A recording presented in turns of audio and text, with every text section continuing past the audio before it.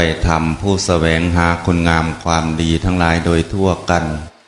ทุกท่านทุกคนณโอกาสนี้ขอเชิญท่านทั้งหลายวางมือลงไม่ต้องพนมมือนั่งอยู่ในอริยบทที่สบายที่สุดแต่พอให้เหยียดขามาทางหน้าท่านสิเหยียดได้ก็คือเหยียดไปทางหลังน้อยย่ายแต่มาไปพุ่นมัวแต่มาเกือบกลับมาบ่ได้เฮ็ดพาสปอร์ตไปที่แรกก็ไปว่าไปอิสราเอลต่อไปมันล่วงไปเรื่อยไปฮอดเลบานอนยังต่อไปฮอดอาหรับอีกบัดสุดท้ายยังสงสัยอยู่ว่าจักไปฮอดม่องโกนหรือบ่ฮอดเพราะว่ามันบ่ฮู้จักเจ้าของรับแล้วเจ้าไผสิฮู้จักเนาะไม่ออกบ่ฮู้จักได้ว่าจักฮอดม่องโกนหรือบ่ฮอดแต่ก็ยังเงือดไม่ออกเงือดจังไหนติไม่ออกตอนนั่งอยู่นี่แหมเป็นหยังคือโกนได้ซั่นเด้นั่งอยู่กันเอาเดี๋ยวก็ได้ยินเสียงแต่กะดีได้ไม่ออกนั่งโกนแม่นยิ่งฝนตกจังสิตกแห้งปานใดก็บ่เปียกเป็นหยังจังค่อยบ่เปียกเพราะว่าไม่ออกนั่งโกนมันก็เลยบ่เปียก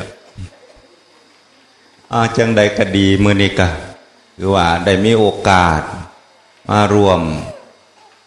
มด้วยช่วยกันกับบุญกฐินทั้งวัดป่าจริยธรรม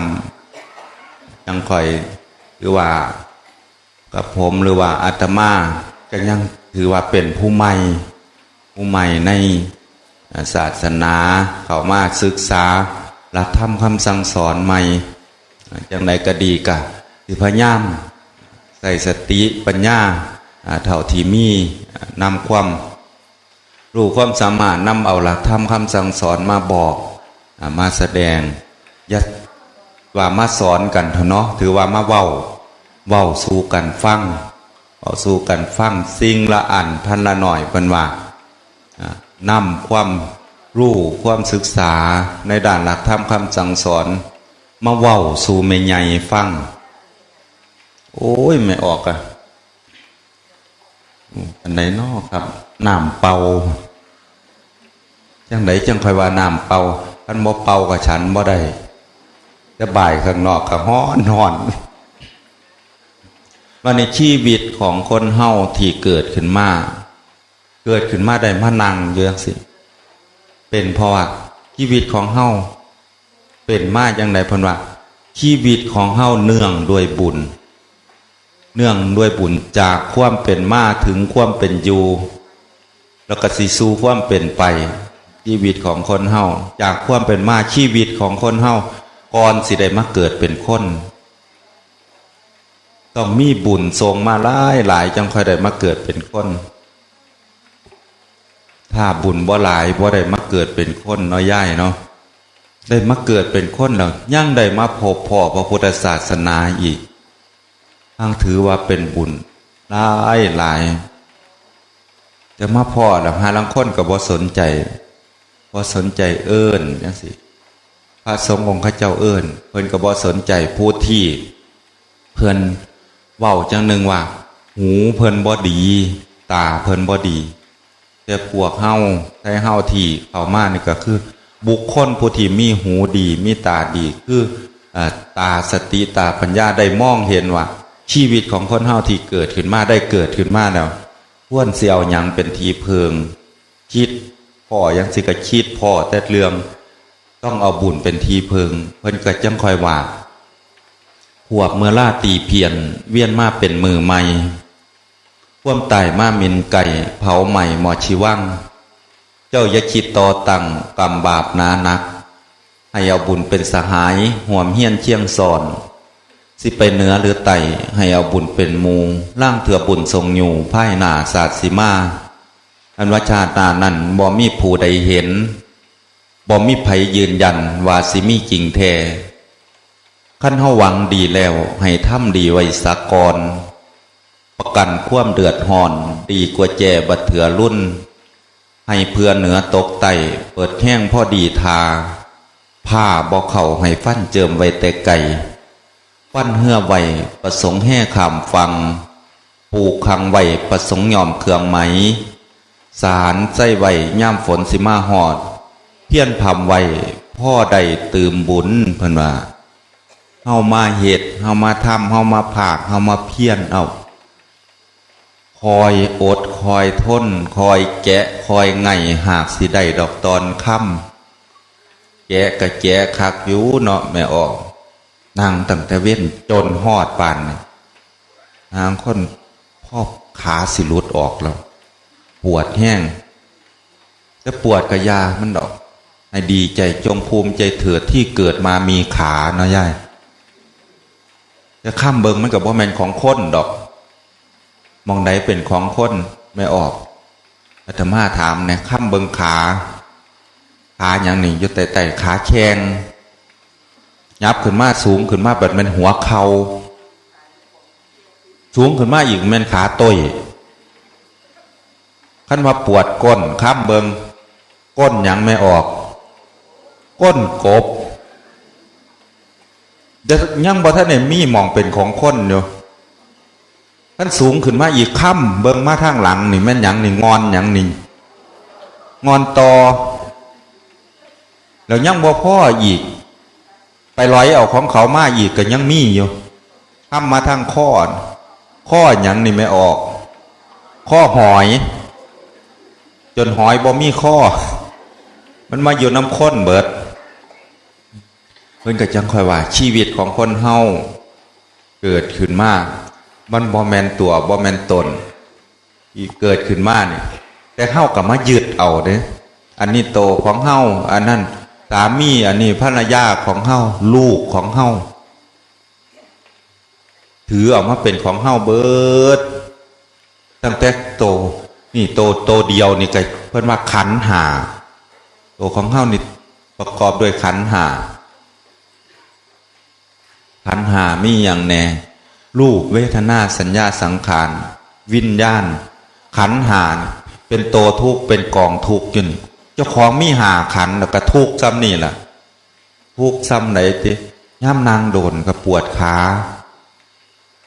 ยืนโดนก็ปวดขาอันนั้นเทียก็อยากนอนเอาไม่ออกนางเยอะสิก็อยากนอนแต่อาตมาภูมิใจย่ำไปเทศกลางคืนส่วนมากอาตมาได้เทศดึกอาตมาหลักภูมิใจเจ้าของอยู่จังใดจังคอยวายจังสันย่ำอาตมาเทศไปนั่นไม่ออกตอดเง่าไหมแสดงว่าไม่ออกนี่เข้าใจย่ำอาตมาเทศคิดเอาบัดสังเกตไปสังเกตมากเจ้าเมนเพลินนอนหลับมันหลับไปน้ำตอดเง่าไปน้ำเนี่ยแต่ว่าละหลงภูมิใจเจ้าของเจ้าหาลักเถื่อมันบ่มมันตอดเง่ามอกไปพร้อมแต่ว่าละหลงดีใจโอ้ไม่ออกเข้าใจได้หรือฟังเขาเทศไปน้ำละตอดเง่าไปน้ำแต่ที่เข้าใจตัวน้อยจังคอยตอดเง่าขั้นคนบ่เข้าใจกับคนใจหนายังสิแสดงว่าบ่เข้าใจบ้านนี้ขันธ์ห้านี่เป็นโตทุกข์แล้วจังยักไปยึดเอาอีกขันธ์ของผู้อื่นมาเป็นของเจ้าของอีกในสามีมาในภรรยามากก็ว่าเป็นของเจ้าของว่าเป็นเจ้าของเจ้าของเอาเขามาถือไว้เอาไปมาโตเฮาก็เลยมี10 ขันธ์ได้มันห้างถูกตืมไปอีกมาได้ลูกออกมาคนหนึ่งก็ถือว่ายึดว่าเป็นลูกเข้าอีกถือมาอีกได้อีก5 ขันธ์เป็น15 ขันธ์เหรอขั้นใดมาได้ลูก2 คนตืมมาอีก5 ขันธ์เป็น20 ขันธ์เราไม่ออกจะสิถูกขนาดใดบัดเวลามาสังเกตเบิ่งเจ้าของก็ได้ถ้าไทยบ้านอื่นไทยเฮียนอื่นบ่แม่นพีแม่นน้องเฮาตายเฮาไปให้น้ำข้าเจ้าบ่ เสียใจน้ำพระเจ้าบ่มีการเสียใจบ่มีการห้องการไห้กันโศกเศร้าลำพึงลำพันน้ำแต่ขั้นเป็นลูกหลานสามีภรรยาที่เฮายึดว่าเป็นของเฮาถ้าล่มหายตายไปโอ้ยจะแม่นเพิ่นห้องเพิ่นไห้น้ำหาลังคนไห้จนว่าคือพอออกหนึ่งเมียเราตายโอ้ยเราไห้ว่าสันมีลูก2 คนกับพอท่านเฒ่าปานใดเนาะ40 กว่าปีเมียตายแล้วเราไห้แล้วเราเว้ากับลูกวันนี้พอสิบ่เอาเมียใหม่หรอกพอสิเอาแต่แม่เจ้าผู้เดียวน่ะว่าซั่นเว้ากับลูกพอเฮ็ดบุญเมียแล้วบ่ทันได้พ่อปีได้ใหม่อีกท่านได้ใหม่ผู้เดียวก็ใครได้ใหม่ทั้ง2 คนเพิ่นว่าตายบ่จือมีแต่ขนเข้ามาหาเจ้าของขนเข้ามาหอบเข้ามาเอามาถือไว้เป็นของเจ้าของไม่ออกบ่ธรรมดาอาตมาเชื่อแน่ว่าบ่มีผู้ใดดอกเอาสามีเอาภรรยาออกมาจากในท้องของแม่เนาะมีแต่เฮาเอาออกมาแล้วใหญ่ขึ้นมาจังค่อยมาแสวงหาความทุกข์เข้ามาเพิ่มให้เจ้าของพระพุทธเจ้าเพิ่นตรัสไว้ว่าคนเฮาคนโง่นะคนโง่ไปถือว่าอันนั่นเป็นบุตรเฮาอันนี้เป็นภรรยาอันนี้เป็นสามีเฮาว่าคนโง่ตั้งแต่โตของเฮายังบ่แม่นของเฮาสังเกตมึงคักๆแต่โตของเฮาก็ยังบ่แม่นของเฮาเพิ่นว่าปิยโตชายเตโสโกปิยโตชายเตพยังปิยโตชายเตตัสสะนัตถิโสโคกุโตอันโตทานังเพิ่นว่าภัยเกิดจากของที่รักโศกเกิดจากของที่รักเมื่อคนบ่มีของที่รักโศกและภัยนั้นสิเกิดขึ้นมาได้จากหม่องใดเมื่อเฮาหักลูกหักสามีหักภรรยาสามีภรรยาของเฮาล้มหายตายไปก็จังค่อยโศกจังค่อยเศร้าจังค่อยห้องไห้ลำพึงลำพันหาแต่ตอนที่บ่ทันได้ก็พยายามที่จะแสวงหาเข้ามาบ่แม่นธรรมดาไม่ออกตั้งแต่กี้ไม่ออกก็สิแต่สมัยหมวดย่ายเนาะสิหั่งสิเขียนจดหมายหากันตั้งแต่กี้ลำพึงลำพันบ่มีสมัยบ่คือสมัยนี้สมัยหยังติสมัยมาปงเขาเสาออกดอกสมัยนี้ง้อศอกเว้ากันจับโทรศัพท์ขึ้นมาฮัลโหล60หาลังคนว่าจับขึ้นมาไม่ออกหาลังคนเขามาวัดย่ำฟังเทศปิดโทรศัพท์ไว้นำเราอธิษฐานพร้อมเดิมไม่ออกอธิษฐานย่ำเขามาโทรศัพท์อยู่ในวัดอธิษฐานไว้ยังไหนทีอีมั่งโทษดูจังจนว่าเงินบ่ยั่งอธิษฐานมีไม่ออกมานี่เฮาแสวงหาเขามาให้กับเจ้าของโอ้ยใส่ความเว้าความจาสัวสิได้แต่งงานกันตั้งแต่สมัยแต่ก่อนบ่คือสมัยทุกมือนี่โอ้ยจะแม่นเพิ่นเว้าแต่แนวดีๆนะว่ามันอาตมานี่ก็เคยอยู่เพราะว่าตั้งแต่สมัยอาตมาเป็นคนตั้งแต่กี่เป็นคนก็บ่แม่นธรรมดาดอกไม่ออกพระก็บ่แม่นเป็นพระผู้เบาดอกเป็นพระพอห่างพอสิฮู้จักเป็นพระพอห่างนี่แหละได้ยินหมอลำวิทยาเพิ่นหลอกเพิ่นล่ำชีวิตพระพอห่างย่ำอาตมาไปจัดรายการอยู่วัดศรีอุดมวงศ์คืน101.7อาตมาจัดไปย่ำฮอดช่วงขันเวลาพักนี่อาตมาก็สิเปิดชีวิตพระพอห่างคือกันแม่ออกการละครก็โทษมากโอ้ยจะมันเปิดใจเจ้าของเนาะวะก็เปิดเอาชีวิตเจ้าของนี่เรามาเปิดเนาะเปิดเผยด้านนี้เฮาแสวงหาเขามาเนาะบัด ย่ามสิ่งเหล่านั้นจากเฮาไปนำความถูกข์เข้ามานำความถูกข์เข้ามาแม่ออกนั่งอยู่นี่ตอนที่เฮาออกมาเฮามาทำทาออกจากลูกออกจากหลานออกจากเฮียนออกจากซ่านเฮามาฝึกไว้ก่อนที่มือนั่นสิมาหอดมือที่เฮาสิได้พัดภาคจากไปอีหลีทุกคนสิต้องได้พัดภาคจากของรักของห่วงทุกคนบ่มีผู้ใดสิได้อยู่น้ำของรักของห่วงได้ตลอดไปเฮาจังคอยพากันออกมาฝึกออกมาหัดฝึกแบบผู้ที่ฉลาดผู้ที่บ่ประมาทมาฝึกไว้มาเตรียมตัวนี่แหละเพิ่นว่าว่ามาเตรียมตัวก่อนตายเตรียมกายก่อนแต่งเตรียมน้ำก่อนแล้งเตรียมแบงก่อนที่จะเดินทางไกลเฮามาเตรียมจิตเตรียมใจก่อนที่สิพัดภาคจากของรักของห่วงแม่ออกหาลังคนมานั่งอยู่นี่กับอายุบ่แม่นหน่อยมานั่งอยู่หาลังเถื่อ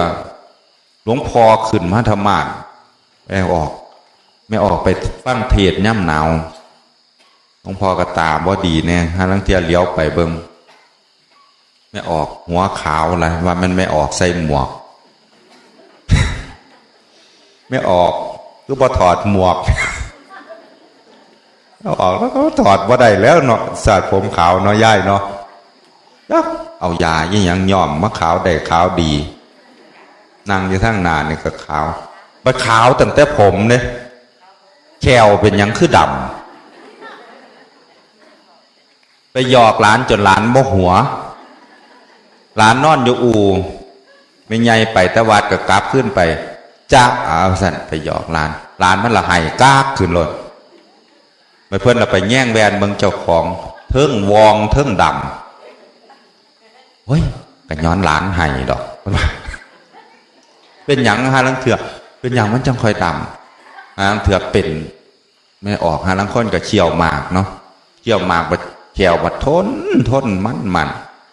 ไม่ออกมันย่ำเชี่ยวหมากเฮ็ดยังไงเข้ามาปฏิบัติธรรมในวัดเชี่ยวหมาก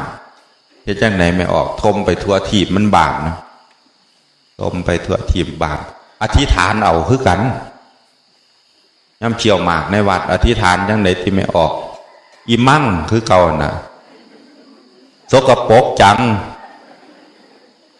ต้องทมใส่กระบังจังคอยบ่เป็นตาสั่งอธิษฐานมีทมใส่กระบังเด้อไม่ออกนั่นบ่ทมใส่กระบังมันเป็นตาสั่งเถอะเด้ทมใหญ่ไปตัวน้ำมันนี่เนาะมีกระบังกับมาทมใส่ไม่ออกนี่ก็ฉลาดอยู่ดอกคือมีย่ายหนึ่งเล่าสิมาปฏิบัติธรรมน้ำมูแบบนี้นะบัดพ่อดีมือนั่นบัดมีร่วมสาธารณสุขข้าเจ้ามาตรวจสุขภาพย่ายแล้วก็ไปตรวจน้ำมูเด้หมอเขาก็เลยเอากองอันหนึ่งให้คุณยายอันนี้เอาไปใส่อุจจาระมาให้คุณหมอตรวจนะว่าสัตว์เพิ่นก็เลยได้กองนั่นมาห่อนเฮี้ยนเพิ่นเข่าห้องน้ำเอาอุจจาระใส่ไว้ในกองหั่นน่ะออกมาแบบมาออกจากห้องน้ำมาค้างไว้หลังตู้เย็นบัดมูข้าเจ้าบัดมาส่วนไม่ใหญ่ปั๊บไปปฏิบัติธรรมอยู่วัดป่าจริยธรรมพุ่นเร็วรถมาถามเดี๋ยวแต่งของจะเข้าก่อนเราว่ะเราก็ฝ่าแต่งของมาลึงตึงนั่งเห็นไหมลงมายางพานตู้เย็นมากเลยเหลียวเห็นกลับนะเราบ่ลืมเลยอุ้ยเหลียวเห็นกลับแล้วจับเอากลับนะทีมใส่กระตาหมากป้องแรงเลยกลับมาจังค่อยเสียไปส่งหมอดอกเพิ่นว่าถ้าไปขึ้นเดียวนึงถวายกฐินแล้วก็สิเอาไปส่งหมอเพิ่นว่าบัดมาตีบันมากกะส่วนคนเขี่ยวหมากเขาเจ้าก็สิไปยุ่น้ำกันเนาะไปยุ่จุ่มกันดีเด้บรรย่ำนั่นก็เอาหมากมาสู้กันเชี่ยวเอาหมากมาสู้กันเชี่ยวเพลินกับย่านมันโสกโปกวาดว่าอารามก็หากระโปรงมาตั้ง ผู้หนึ่งหย่ำได้น้ำหลายๆแล้วก็ทมใส่ก็ไปให้ผู้นี้ทมใส่ผู้นั้นทมใส่เดี๋ยวไปย่ำสีนอนเดี๋ยวมันย่ำสีนอนแล้วก็กระโปรงน้ำหมากตั้งไว้เพิ่นเคี่ยวหมากเพิ่นนี่พ่อแล้วก็ตั้งไว้แล้วก็โอ๊ยตักน้ำมาตั้งไว้อีกก่อนถ้าเทียนลูกตอนเศร้าสิได้เศร้ามาล้างหน้าแล้วสิได้ไปไว้สิได้ท่านมูเพิ่นว่าฉลาดเด้เพิ่นเตรียมตัวบ้านนี้ก็นอนหลับบัดพ่อดีได้ยินเสียงระฆังเม่งเม่งเม่งขึ้นโอ้ยผู้เฒ่าเนาะลูกไว้อยู่เด้ตื่นไว้แล้วก็ลูกโป่งงเป้งเง่งมูเขาเจ้าก็ลูกขึ้นล้างหน้าล้างตากับไปเนาะแล้วก็ลูกขึ้นรุ่นมูก็ไหวเศร้าหาน้ำมาล้างหน้าแล้วบังเอิญตอนเราสินอนกระโปรงน้ำกับกระโปรงน้ำหมากแล้วตั้งไว้ติดกันแล้วหยิบผิดหยิบได้กระโปรงน้ำหมากมาแบบกระโปรงน้ำหมากมาล้างหน้าล้างแล้วบ่พอเด้เอามาอมม้วนปากวกทมทิมบัดที่ลูกออกมาแท้ๆก็ยังเทใส่มือแล้วมาตบหน้าเฮ็ดแปะแปะแปะแปะแปะแปะนะให้มันซืนแล้วสั่นมันสิง่วงมาฮะก็ยางออกมาแล้วยางออกมาสิมาเข่าล้านถ้ำยังมูเขาเจ้าเลยเลี้ยวเบิงเป็นไงหน้าเจ้าเป็นยังมีตะเลียดแตะว่าเราเลยเอาผ่าขาวยังมาเสียดเบิงเอามาเบิงแดงจึงคืงแล้วตกใจเป็นล้มกับหมอกโอ้ยเขาเจ้าถามกันในบ้านผู้ใดมียาดมถามหาผู้นั้นผู้นี้ก็บอกมียาดมยาล้มยามองผู้ใดมีถามน้ำไผ่ก็บอกมีคันเลยว่าไปซอกเบิ้งยกตาหมากแล้วดูว่าท่านไปซอกเบิ้งยกตาหมากแล้วไปซอกกับพ่อยิหลีโอ้ยมีอยู่แล้วเอากับขี้เพืองมานำอยู่ว่าท่านเอามาให้เล่าดมว่าท่านก็เอามาแล้วเปิดออกขี้เพืองย่ายนี่คือเป็นกินสีเหม็นว่าท่านก็เจาะกับว่ากระยามันดอกมันสิโดนตีว่าท่านเอาออกมาให้แล้วดมก็เจาะก็เลยเปิดออกเอามือต่อยเรามาใส่ดังแล้วบัดปืนย้อนชิบเพิงเจ้าของแล้วเถื่อมันหลงมันลืมเนาะไม่ออกเนาะมันหลงมันลืมยามันดอกตั้งสติใหม่ผู้เฒ่าหาลังเถื่อในการที่เข้ามาฝึกเข้ามาหัดจังสิมาฝึกมาหัดบ่แม่นเรื่องธรรมดาเป็นเรื่องที่คนหลายคนเหตุบ่ได้คือเฮาเหตุแบบเฮานี่บ่ได้คนเบิดบ้านเบิดเมืองเบิดจังหวัดเลยเบิดอำเภอหน้าดวงหรือว่าหลายๆอำเภอบ่มีผู้ใดจิตใจแก้วกล้าอาถรรพ์สิมานั่งเบิดขึ้นสอดแจ้งบัดนี้เนาะไม่ออกมานั่งฟังพระเว้าจังได๋มาเป็นตะเงิดเป็นตะอัศจรรย์นี่ล่ะเพิ่นว่าคนที่มีจิตใจแก้วกล้าอาถรรพ์สมกับเป็นนักปฏิบัติธรรมแท้ๆแต่มาสังเกตเบิ่งตั้งแต่เว้นย่างผ่านไปผ่านมาอยู่นี่เห็นแม่ออกนางโอ้ยที่แรกก็นางเทียงที่รีบัดเดิกมาเริ่มเขาหาทีเพิงแล้วเขาหาอย่างที่ผู้นางไก่เสาก็เริ่มพิ้งเสาบางคนก็หันหลังใส่กันบางคนก็หมู่ปลกไปทางอิสราเอลไปทางม่องโกลไปทางอาหรับไปยังสันเฮาได้มาเฮ็ดจังสิมาเฮ็ดได้มาฝึกได้มาหัดได้มาปฏิบัติเอาหลักธรรมคำสั่งสอนในทางพระพุทธศาสนาเนี่ยเป็นที่เพิง บ่แม่นคนสิเฮ็ดได้ง่ายๆถ้าบ่จิตใจบ่เข้มแข็งคือไทยเฮาเจ้าข่อยเฮาเอาได้เข้ามาเอาพระพุทธเอาพระธรรมเอาพระสงฆ์เป็นที่พึ่งเพิ่นจังค่อยว่าพอแต่ศาสนาตกมา2,500โลกาสิไหววันคนสิตายว่าสั่นอินนั่นสิใส่กรรมยังสิคำอยู่ใดตั้งแต่ผู้มีศีลอินหากมานิมิตใส่กรรมทำหายไว้มาไล่สิใหม่ประชาชนคนโลภคนสิถูกโศกหอนมองใหม่บ่อยู่เย็น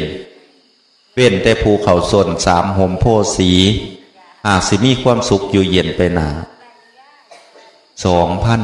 2,500โลกาสิไหววันสังเกตเบิงทุกมือนี่เดี๋ยวก็น้ำท่วมเดี๋ยวก็แผ่นดินไหวเดี๋ยวก็สึนามิเดี๋ยวก็ไฟใหม่มองหันมองนี่เฮ็ดให้คนตายหลายเป็นหยังเพราะว่าตกมา2,500โลกาสิไหววันคนสิตายว่าสันอินนั่นสิใส่กรรมเอามาสังเกตเบิงคือจังคือเนาะไม่ออกเนาะคือจังคือเมื่อคนเบียดเบียนกันเห็นขาแกงแย่งกับชิ่งดีชิ่งเด่นกันธรรมชาติลงโทษหรือว่าอินนั่นมาใส่กรรมเพิ่นว่ายังสิคำอยู่ได้ตั้งแต่ผู้มีศีลเพิ่นว่ายังสิคำอยู่ได้ตั้งแต่ผู้มีศีลคือจังไทเฮาเข้ามาส้น3ห่มโพสีเข้ามาส้นห่มของคุณพระพุทธห่มของคุณพระธรรมห่มของคุณพระสงฆ์เนี่ยเข้ามาส้นจะหานั่งเถื่อกันเข้ามาส้นเข้ามาเพิงเข้ามาประพฤติปฏิบัตินางโดนกับปวดขาเป็นคำเว้าของพระอาจารย์มหาสมเพิ่นว่าเฮามาขึ้นสวรรค์แบบถลอกปอกเปิกนางไปน้ำกับปวดขาปวดแขนเอายาหม่องไปน้ำเด้อไม่ออกเด้อขึ้นไปเทิงสวรรค์ค่ะเทียบพ่อได้นวด ขึ้นสวรรค์แบบถลอกปอกเปิกเนาะเอาเขามาเพิงห่มคุณของคุณพระพุทธคุณพระธรรมคุณพระสงฆ์แต่จักเพิงสำไหนสังเกตเบิ่งบ่ไม่ออกหานั่งเถื่อเฮาเอาหยังเป็นทีเพิงแน่ที่เพิ่นน่ะสวดอยู่ในบทของพระหุงเวพระหุงเวสรนังยันติปัปพตานิวนานิจักอารามรุขเจตยานิมนุสาพยตจิตามนุษย์เป็นอันมากเมื่อเกิดมีภัยคุกคามแล้วก็ถือเอาภูเขาบ้างป่าไม้บ้างอารามและลุกขเจดีย์บ้างเป็นสรณะเพิ่นว่าคนเมื่อเกิดมีภัยย่านตายกลัวภัยต่างๆหาทีเพิงเอาสิ่งศักดิ์สิทธิ์มาเป็นทีเพิงทางเถื่อแต่อยากถือเลขก็หาทีเพิงคือกันได้เนาะไม่ออกเนาะอยากถือเลขหาหยังเป็นทีเพิงไม่ออกไก่วันที่1ไก่วันที่16ไม่ออกก็หาทีเพิงนี่หยังเนาะพอสิเป็นทีเพิงได้ตั้งแต่พระยางมั่มไม่ออกเขียนพระธุดงค์มาแล้วโอ้ยได้แล้วทีเพิงย่างเข้าไปใกล้ๆนางลงพนมมือโอ้ยคุณอาจารย์บ่ฝันแน่บอกโอ้ยท่านพระเทิงยางเทิงฝันก็เตะต่อลมเท่านั้นพระยางโยก็อยากให้พระฝันบ่ฝันแน่บอกออกเอ้ยพ่อพระเขาไก่พระให้ได้ฟังธรรมะเขาไก่พระอยากให้ได้ฟังความฝันเนาะจะหานังเถื่อพอทอนั่นได้ไม่ออกหาลังค้นหรอกกราบพอฉีกข้างขาดไหมไก่วันที่1ไก่วันที่16พ่อฉีกข้างขาดจับฉีกข้างขาดมาจับขึ้นมาปีนท้องมันขึ้นเอาแป้งท่าแป้งลูกท้องให้เอาแป้งมาเอาแป้งเย็นท่าปับมันก็ห้องแล้วเนาะฉีกข้างขาดออกมาใกล้แล้วคุณเนาะถ้าเลงเข่าเอาไปมาฉีกขาดขาเหยียดชิงนิ่งมันแสบมันตายจ้อยแล้วคนไม่ออกอยู่นี่อาจสิเคยอยู่ไปถากต้นไม้เคยไปขอเลขน้ำต้นไม้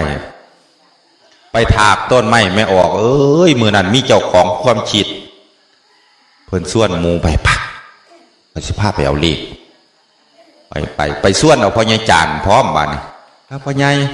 พาพวกข่อยไปเอาเลขเนี่ยเจ้าเป่าสักเข้เป็นว่าซั่นพ่อใหญ่จานนี่ก็ส่วนง่ายๆแล้วบ่เคยไปจักเที่ยเด้มื้อนั้นก็วันศีลพร้อมศีลมื้อวันเพ่ง15ค่ำเพ็ญ15ค่ำไปแล้วไปฮอดต้นไม้ที่เขาเจ้ากาไว้แล้วก็เข้าไปถากดีๆแล้วก็เอาพ่อใหญ่เข้าไปเป่าสักเข้เด้อพ่อใหญ่เราก็เข้าไปปริตวานเมตังสเมตาภาทันตาอวิจิตจิตตาปริตังพนันตูเราก็ว่าไปจนจบพุ่นละอาตมาบ่ว่าไปจบมันสิยืดเวลาไปโดนว่าจบแล้วกูอยู่ทางหลังหั่นแล้วเตแป้งมาให้พ่อใหญ่เอาพ่อใหญ่ถ้าแป้งว่าซั่นพ่อใหญ่เราก็ใจซื่อเนาะคนบ่เคยไปเอาเลขจักเที่ยแล้วก็หยิบป๋องแป้งมาได้แล้วก็เทใส่มือแล้วก็ลูบหน้าเจ้าของพี่แล้วก็แป้งมันเป็นของท่าข้นเนาะไผล่ะสิเข้าใจว่าต้องเอาแป้งไปท่าต้นไม้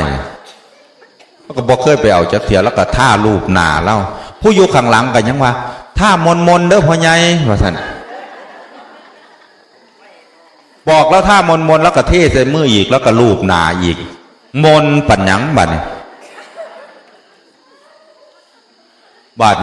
พระเจ้าถามถ้าแล้วเราบอกพ่อใหญ่แล้วเอาคันแล้วออกมาว่าซั่นเพราะว่าออกมาแล้วก็หันปึ๊บออกมา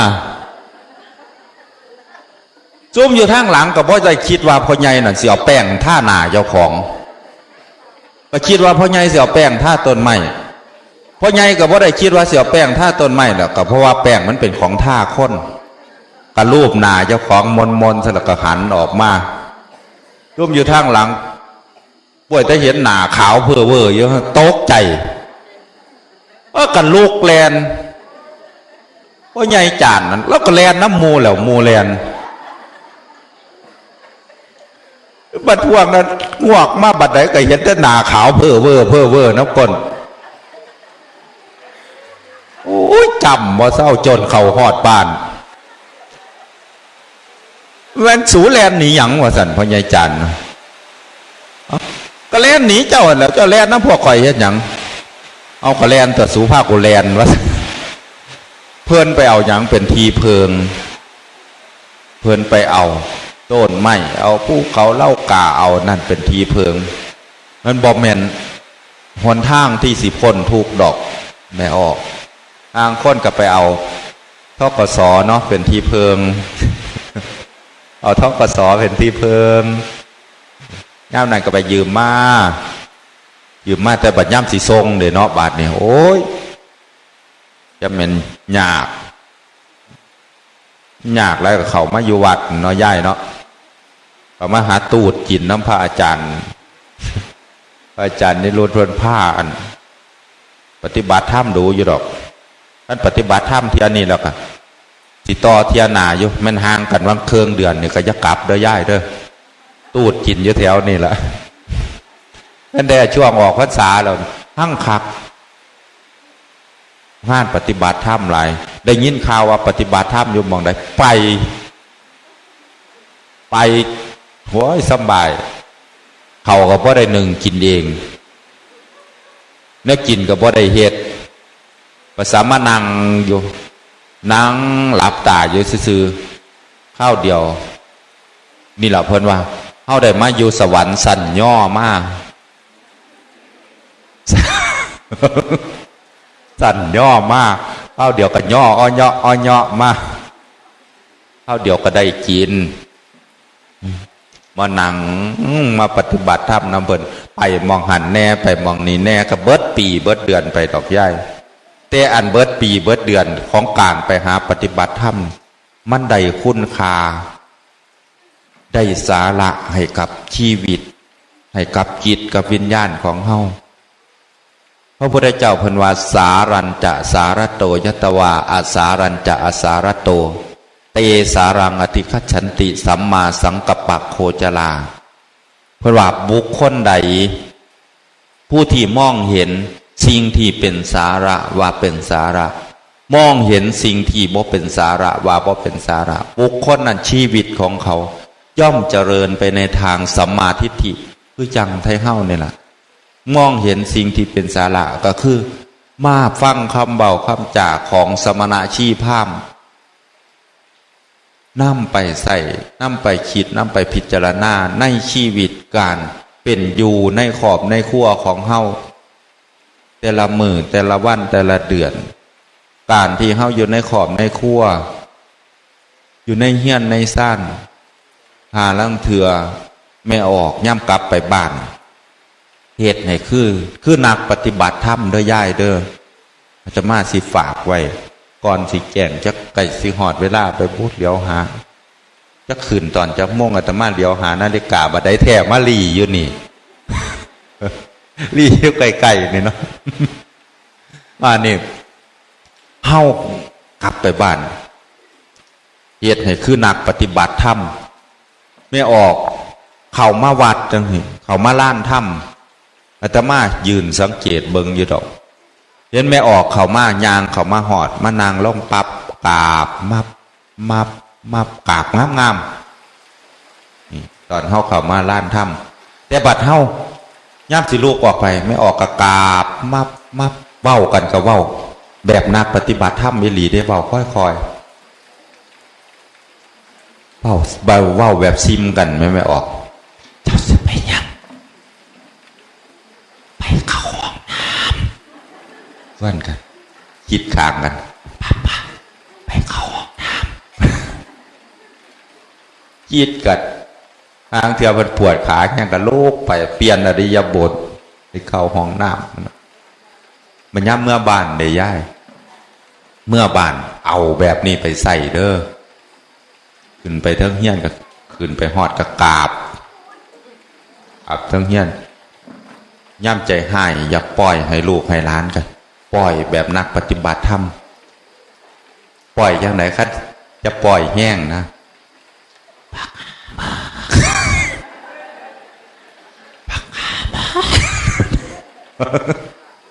ลูกหลานก็ยังเอาสิได้ยินว่าเงื้อขั้นสิเว้าแห้งๆก็ให้เว้าอย่างสิแม่ออกนี่ส่วนมากพ่อแม่ย่ำปล่อยลูกปล่อยหลานตั้งแต่ก่อนอย่าปล่อยให้ลูกให้หลานมันถูกมันยากนะส่วนมากอาตมาได้ยินเสียงไม่ออกว่าให้ลูกให้หลานว่าบักขี้ขาว่าท่านไหมลูกไปเฮ็ดงานมองใดเลยบ่ได้เป็นเจ้านายเขาจะเทียได้เป็นแต่ขี้ขาจะว่าได้ย่ายเด้อปั้นจักใจให้อย่าปล่อยให้ลูกให้หลานปล่อยแบบนักปฏิบัติธรรม ที่ตั้งนะโมก่อนเพิ่งบ่ตั้งก็ได้ เฮ็ดจังได๋ปล่อยแต่เก่าเคยว่าบักขี้ขาบ่นี่ก็บักท่องค่ำก่อนทอแชงว่าท่านมันคือนอนบ่โลกแต่บักผู้ว่าบักนายกรัฐมนตรีว่าท่านลูกเด้ออันนี้ยังไม่ออกโอ้ยจักส่วนมากบริวารเพิ่นนั่งหลายๆเด้บริวารไม่ออกย่ำมื้อเช้าไม่ออกปล่อยตั้งแต่เช้าตั้งแต่ย่ำพระไปบิณฑบาตจักเพิ่นใจให้ลูกให้หลานมานอนบ่ลูกบ่ตื่นสิใส่ไปเฮ็ดเวียกกับบ่ปลุกกับบ่ลูกไม่ออกกับปล่อยแล้วขอโทษเด้ออันนี้บ่แม่นอาตมาสอนปล่อยออกมาแล้วก็ปล่อยหลานอื่นหามาจักหาอยู่หม่องใดแน่อื่นมาหาตำตับหาตำไตเห็นว่าตำใส่ตำพวกคนปล่อยลูกปล่อยหลานงวกมาพ่อพระเห็นพระไปบิณฑบาตต่ำพระมาแต่พ่วมเหิงคือบ่เห็นยังพากันยังถือต่ำน้ำไม่ออกหาลังคดมันลวงเด้ต่ำมาเบิดแล้วเนาะ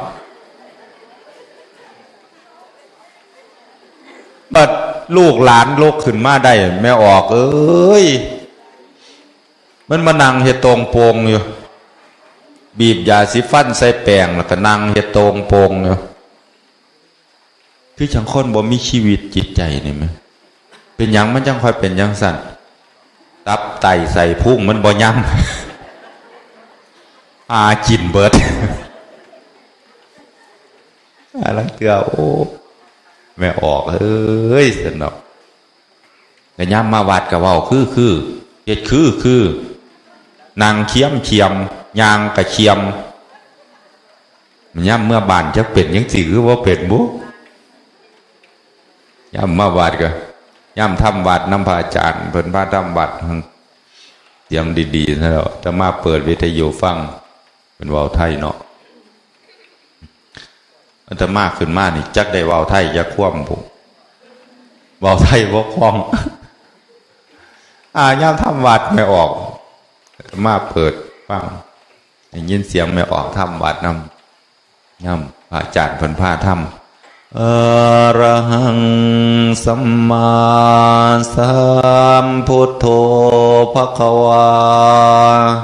พระผู้มีพระภาคเจ้าแม่ออกว่าน้ำเพิ่นไปโคบมันย่ำมันมาทำวัดจุวัดมันย่ำกลับเมื่อบันเดบันแม่ออกเพิ่นก็สิไหว้พระย่ำแรง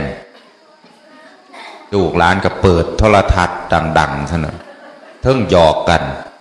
เป็นไงกันอรหังสัมมาสัมนี่อย่างน้อเพิ่นหลงอรหังสัมมาสัมพุทธาภควโวเพิ่นว่าบ่ได้สัมพุทโธภควาน้ำข้าเจ้ามันหลงมันลืมไปสัมพุทธาภควโวเพิ่นยังว่าหามองลงบ่ได้หามองลงบ่ได้ได้หาลังเถื่อมันหลงจำได้แต่สังฆังนามามิท่านกราบปั๊บนอนป่องงองลงนอนลงแล้วโดนเติบอุ้ยลืมแผ่เมตตาเพิ่นว่าลืมแผ่เมตตาเฮ็ดจังไดบัดสิลูกมากกับขี้ข้านได้นอนแล้วได้สิลูกมากกับขี้ข้านเนาะผมพนมมือขึ้นใส่หน้าอกนอนแผ่ไม่ออกเอ้ยแต่ก็ไข่อยู่ดอกแผ่แบบว่าต้องใส่มีดจับเพสัตตาเพิ่นนอนแผ่เมตตาเซยแต่คืออาตมาคิดพออีกไม่ออกหนึ่งเพิ่นมาปฏิบัติธรรมจังซี่ล่ะมาปฏิบัติธรรมก็ได้ยินครูบาอาจารย์เทศปานาติปาตาเวรมณีสิกขาปะทังสมาธิยามิเพิ่นก็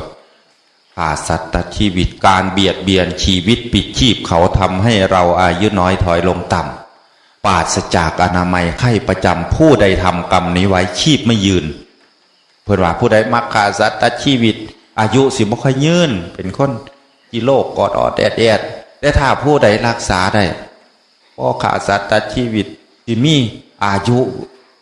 ยืนยาวบ่ใครเจ็บบ่ใครป่วยบ่ใครไข้อานิสงส์ข้อหนึ่งนั้นพึงรู้ชีพจะอยู่วัฒนาอย่าชงนเพิ่นว่าอนามัยสมบูรณ์จำรูนชนถึง100ฝนเที่ยวนะจึงจะตายพุ่นน่ะเพิ่นว่าอานิสงส์ผู้ใดรักษาศีลข้อหนึ่งได้ครูบาอาจารย์เพิ่นกระเทศบาดนี่ไม่ออกเรามาบัดย่ำเราสิกลับบ้านมาจังสิบัดหิวเข่าเด้น้อยย่างเนาะเคยได้กินเข่าอยู่บ้านเคยได้กินเข่าแรงมาอยู่วัดนี่บ่ได้กินเข่าแรงหิวเข่าท้องห้องจอกอยู่แต่ก่อนมือเพิ่นสิมาเพิ่นบัดได้กระปูมาขังไว้อยู่ในหม้อได้กระปูมาขังไว้แต่มือเพิ่นกลับขึ้นไปออกจากวัดไปหิวเข่าซั่นเด้ออุ้ยหิวเข่าเฮ็ดแนวกินหาแนวกินพ่อแต่ปูอยู่หั่นเฮ็ดจังได๋น้อขั้นขามันก็สิบาปแม่ใหญ่แล้วคิดแล้วก็ดังไฟขึ้นเอาหม้อข้างแล้วฉลาดเด้เราเป็นนักปฏิบัติธรรมเนาะ ฉลาดหมอข้างเดาน้ำกำลังอายห้วนห้วนขึ้นแล้วก็ได้ไม้อันหนึ่งมากายปากหมอกายปากหมอแล้วก็เลยเว้ากับตะปูว่าเอานี่เด้อบาดนี่เด้อกำไผเว้นมั่นเด้อว่าสัตว์กำไผเว้นมั่นท่านเจ้ายางขามไปได้เจ้ากะรอดชีวิตปรักท่านขามไปได้รอดชีวิตท่านไปบ่ได้ก็ถือว่ากำไผเว้นมั่นเปิดว่าเว้ากับปูเราก็จับปูขึ้นอะไรมาข้างปรับน้ำกายทวนขึ้นมาเนาะปูมันกระไตเงี้ยไปหอดเครื่อง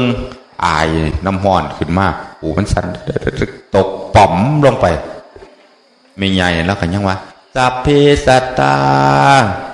สัตว์ทั้งหลายที่เป็นเพื่อนทุกข์เกิดแก่เจ็บตายปูตกลงไปป๋อมบันหนึ่งเพื่อนว่าอเวโลโหมี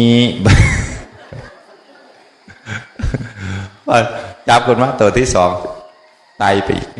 งัดไปหอดเครื่องมันตกป๋อมลงอัพยาปโชโหมีเพื่อนว่าจับคนมาตัวที่สามมันใหญ่บันโตบักใหญ่บักกล้ามโค้งบักใหญ่มันไตไปหอดเครื่องขาสั่นอยู่แต่บ่ตกขามันแข็งโค้งมันกับบักใหญ่เนาะย่างไปตกป๋อมลงฟังทางหุ่นลงฝากหมอไม่ใหญ่แล้วก็ยังว่าต้องมีรอบที่สองเพื่อนว่าเจ้าโตใหญ่ก็มัวมีรอบที่สองอีกตั้งแต่เฮาอันนั่นเฮาก็ยังต้องมีทุติต้องมีตาติแล้วยังว่าไปได้บัดนี่มันเป็นตาแซ่บแม้ตัวใหญ่ตัวกล้ามโคงต้องมีทุติมีตาติเพิ่นย้ำขึ้นว่าอีกรอบรุ่นมันก็บ่รอดแล้วเนาะอย่าได้มีเวรมีภัยซึ่งกันและกันแก่กันและกันเลยเพิ่นว่าเว้าไปเอาฉลาดแล้วอยากกินเขาไม่ออกเพราะฉะนั้นย่ำเฮากลับเมื่อบ้านนะให้ผสมคือนักปฏิบัติธรรมนั่งกับนั่งยังเทียมคือไม่ออกมานั่งฟังเทศนั่งฟังเทศสอดแจงมีเทียนหนึ่งไม่ออกไปฟังเทศเพิ่นเทศอยู่ในบ้านเน้นน้อยไปน้ำครูบาอาจารย์เนาะนางบัดนางอยู่ตะแคในบ้านก็จะเสียวตะแคมาตั้งไว้เนาะเด็กแล้วเพิ่นเทศสอดแจงเน้นน้อยเนาะเด็กน้อยหิวนอนนางไปหลับนางอยู่เทิงตะแคบัดหลับมันก็เอ็นไปเนาะนางอยู่เอ็นไปไม่ออกนางเบิ่งอยู่ผุนเอ็นน้ำยันเน้นน้อยตกตะแคเอ็นไปบรรยามนั้นเน้นน้อยก็ขึ้นมาไม่ออกก็ขึ้นมาคือกันเด้มันเน้นน้อยเอ็นมาทางนี้ไม่ออกก็เอ็นน้ำผู้เทศอาจารย์เทศจะทั้งธรรมะเหลียวเบิ่งไม่ออกเป็นอย่างเอ็นเน้นน้อยเอ็นมาทางพี่ไม่ออกก็เอ็นน้ำเดียนโอ้ไม่ออกก็รุ่นอยู่บรรยามขึ้นเน้นน้อยขึ้นมาไม่ออกก็ขึ้นมาบาทนี่บาทเทียมันสิไปสันแล้วบาทเน้นน้อยเอ็นไปบาทนี่บ่กลับขึ้นมาหัวสักท้วนลงแต่แคไม่ออกพากันนางอยู่ห้องขึ้นพร้อมกันปูพังวาว่าสันว่าหลุนมาแต่โดนไม่ออกหลุนน้ำเน้นน้อยตกแต่แคบาทนี่ย่ำเฮาเมื่อเด้อยายเด้อเป็นยังย่ำเฮาเมื่อเหตุให้คือนักปฏิบัติธรรมเนี่ยนะอย่าไปจมให้ลูกให้หลานเขาสิเฮ็ดยังกะยาเว้าจังน้อยอย่าไปจมหลายเขาสิว่านี่บ่แม่เจ้าไปวัดดูพระสอนให้มาจมเนี่ยบอกว่าสิว่าห้างไปวัดเท่าใดกลับมาห้างจมดีกลับมาห้างจมดีได้ความจมมาหลายกว่าเก่าอันนี้เขาบ่ต้องจมกลับขึ้นไปนางเซย ดี๋ยวมันสีเห็ด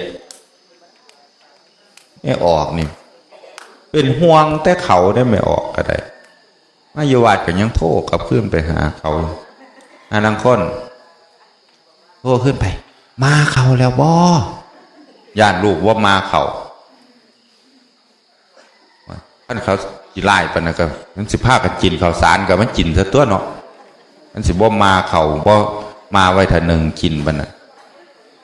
เป็นห่วงแต่เขามานั่งอยู่นี่ก็เป็นห่วงแต่เขาสาเขาเลยเกิดขึ้นมาที่หลังหูก็เป็นห่วงว่าสันห่วงนั้นพันผูกห่วงลูกห่วงหลานห่วงทรัพย์สินสลิงคารจงสละเสียเถิดเพื่อนว่าจะได้ไปนิพพานข้ามพ้นภพสามยามหนุ่มสาวน้อยหน้าตาแช่มช้อยงามแล้วทุกประการหน่อยใหญ่แก่เท่าหนังยานแต่ล้วนเครื่องเหม็นจะย่านบ่ย่านจนผมงอกเบิดหน่อยใหญ่เนาะงอกเบิดสุดเสียนจนว่ามันหลวงพ่อจนว่ามันไม่ออกใส่หมวกแล้วหลวงพ่อหนึ่งแล้วตาบ่ดีแล้วไปบิณฑบาตย่ำหนาวไปบิณฑบาตย่ำหนาวไม่ออกตาบ่ดีแล้วใส่แว่นตาอัดกระจกหนาๆไหม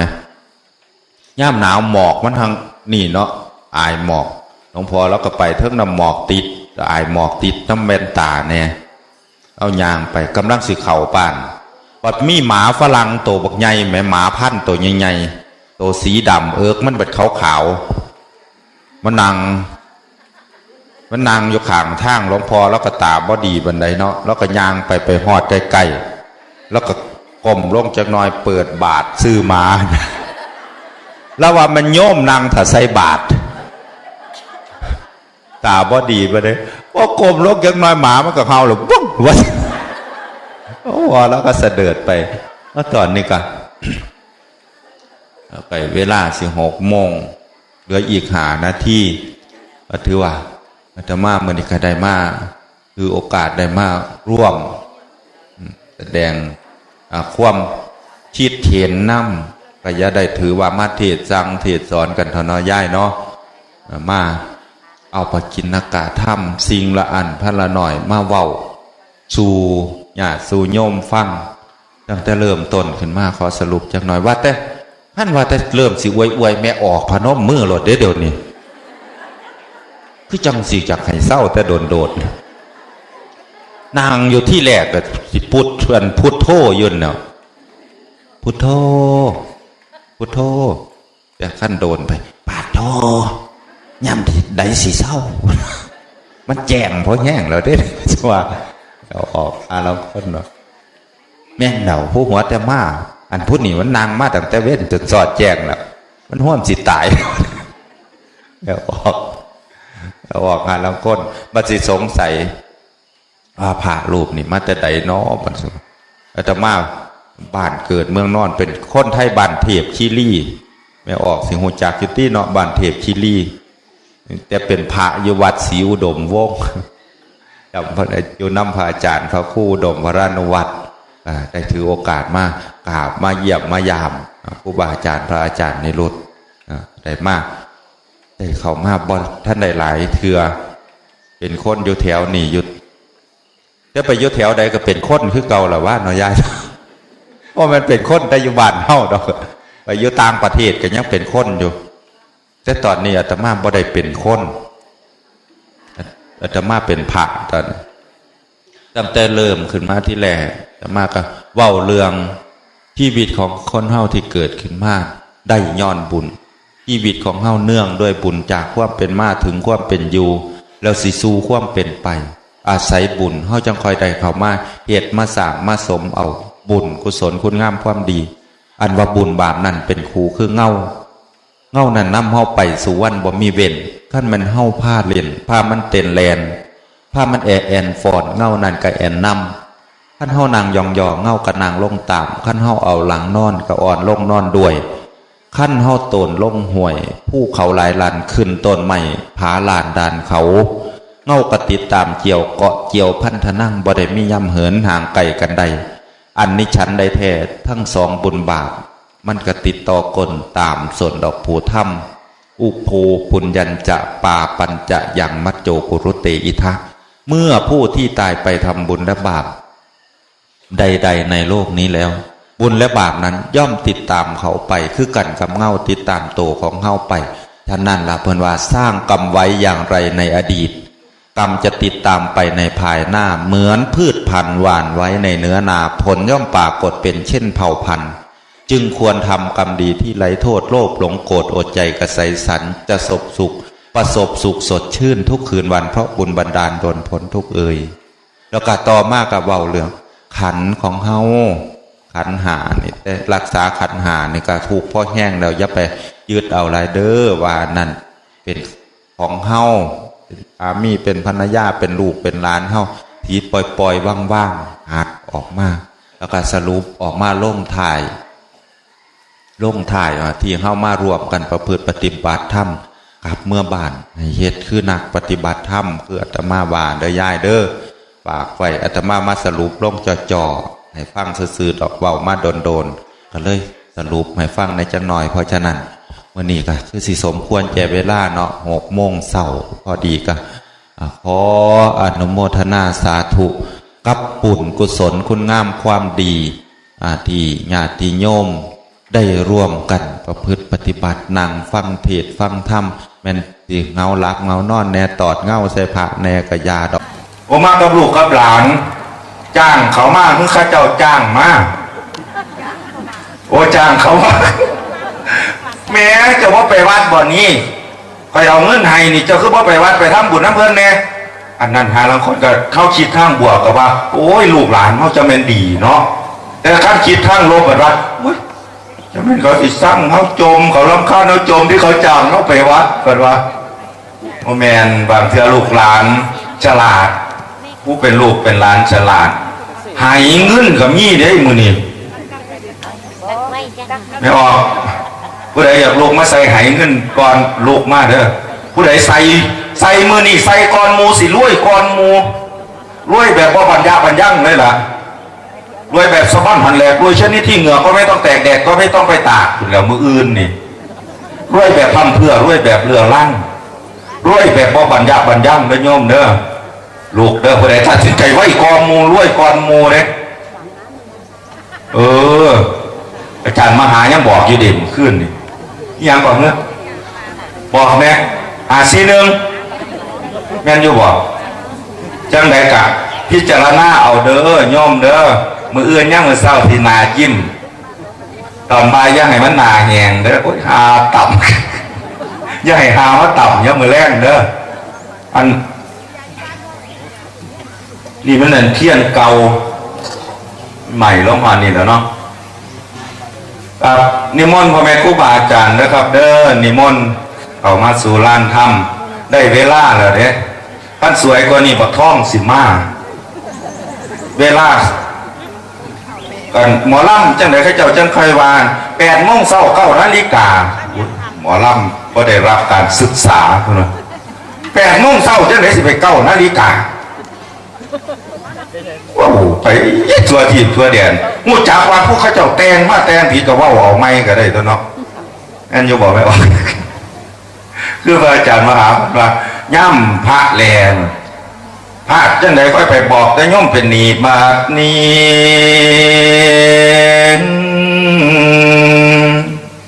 พระอาจารย์มหาเพิ่นเปลี่ยนให้ใหม่บาทรวยให้รวยสุคนเด้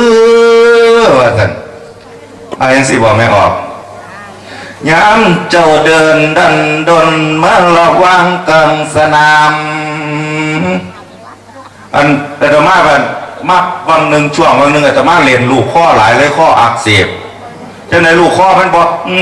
อาตมาจะเยียดจังเสียวเลยข้ออักเสบมีคนทำกังตั้งระวังเมื่อลาบานเอาเด้อย่ายเด้อมือนี่เอาเบิดโตรถสิไปยังน้อท่านสั่งมาคือเฝ้าฟังเจ้าสิไปอีหยังสั่งมาคือเฝ้าเดินเจ้าดวนพระลันคือแหล่บ่แล้วมากลับไปจังหวัดตราดวันหนึ่งครูบาอาจารย์แล้วว่าอุ้ยอาจารย์นี่ไปอยู่อีสาน3 เดือนกลับมาขาวขึ้นตั้งเยอะเนาะคนน่ะโอ้ยเลยดีใจว่าไม่ครูบาอาจารย์ย่องว่าขาว เป็นว่าผมหนาขาวขึ้นตั้งเยอะวะหัวหมอนิมนต์นะครับเด้อนิมนต์เข้ามาสุรางถ้ำเลือดตนไม่ออกกันป้องกันลงทีเดนลงเฟซไปตอนเด็กๆคิดจังไดพากันกองก้นกุดจูดจีด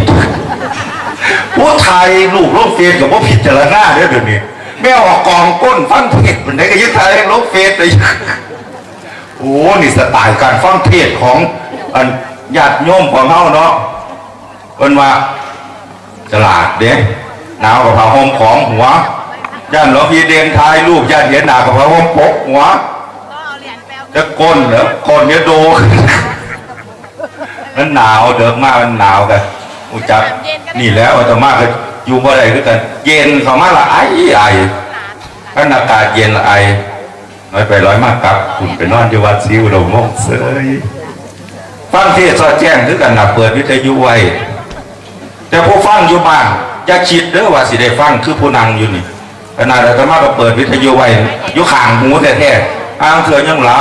บฝันไปจากประเทศนี่ยังฝันว่าโอ้ยเพิ่นเบาไหนเบาเรียงเด็กฝันไปนั่งเสยวันว่าเลขสิออกตั้งแต่32 36ไปลอตเตอรี่อันใบที่แรกที่พระอาจารย์ประมุ่น 1,000 บาทอันนายกเอาใบไหน957บ่957นี่1,000ผู้ใดเสียเอาโอ้อันนายกเอาใบละ500ใบละ500เลขยังพระอาจารย์ขอจะใบเนี่ยขอได้ดิอัน957นั่น1,000มีใบเดียวได้คู่หนึ่งอยู่ในหันใบเดียวได้คู่หนึ่งผู้ใดอยากได้ผู้ใดอยากถึงยกมือเกิน1,000ไม่ออกเงินเดือนผู้เฒ่าได้จะ100 800โจ๊กตืมอีก200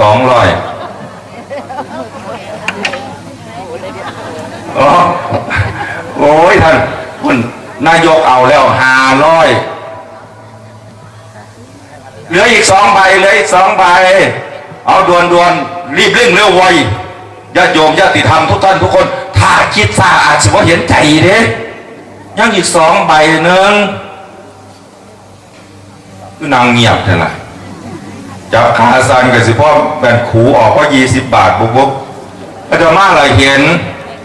โยมเอ้ย